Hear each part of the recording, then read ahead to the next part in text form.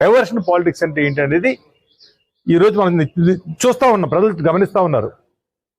ఎందుకంటే ఈ డైవర్షన్ పాలిటిక్స్లో వాళ్ళ తుఫాన్ వచ్చింది. ఆ తుఫాన్లో నష్టం సంభవించింది, రైతాంగానికి విపరీతమైన నష్టం సంభవించింది. పొలాలన్నీ మునిగిపోయి పడిపోయి నష్టం సంభవించింది.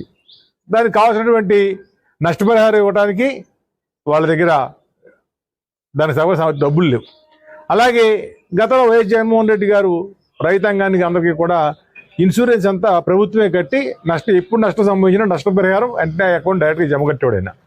ఇప్పుడు ఇన్సూరెన్స్ అనేది గవర్నమెంట్ రూపాయి కట్టలేదు కాబట్టి ఇన్సూరెన్స్ రాదు రైతులకి.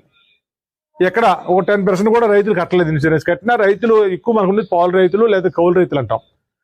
సొంత పొలం ఉన్న వాళ్ళు కట్టుంటారు ఇన్సూరెన్స్, వాళ్ళ అకౌంట్లోకి వెళ్ళిపోతే కౌలు రైతులందరూ కూడా నడ్డి విరిపోయి వాళ్ళు నేలపడి దొలుతూ ఉన్నారు. వీళ్ళందరినీ వీళ్ళకి వచ్చిన నష్టపరిహారం ఇవ్వకుండా ఉండడం కోసం, నష్టపరిహారాన్ని పక్కన పెట్టి ఈ డైవర్షన్ దీనిలందరినీ ఈ తుఫాన్ బాధితులందరినీ కూడా డైవర్షన్ చేయడం కోసం ఈ డైవర్షన్ పాలిటిక్స్ చేస్తూ ఈ రోజున నిన్నేమో ఏదో ఆవునే కేసు అని చెప్పి ఆ టీటీడీది ఎన్నో ముట్టుకేలు జరిగినాయి. ప్రతి ఒక్క కేసు గెలిచినప్పుడల్లా ఏదో ఒక అవాంతరం జరుగుతూ ఉంది. నిన్న ఆయన ఆవునే కేసు బయటపెట్టాడు.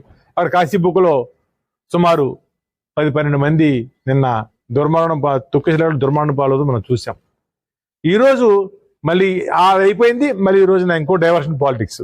జోగి రమేష్ గారు ఏ సంబంధం ఉంది? జోగి రమేష్ గారికి టీడీపీ కార్యకర్తలు టీడీపీ నాయకులకి ఏం సంబంధం అని ప్రశ్నిస్తా ఉన్నాం మేము. జోగి రమేష్ గారి పేరు డైవర్షన్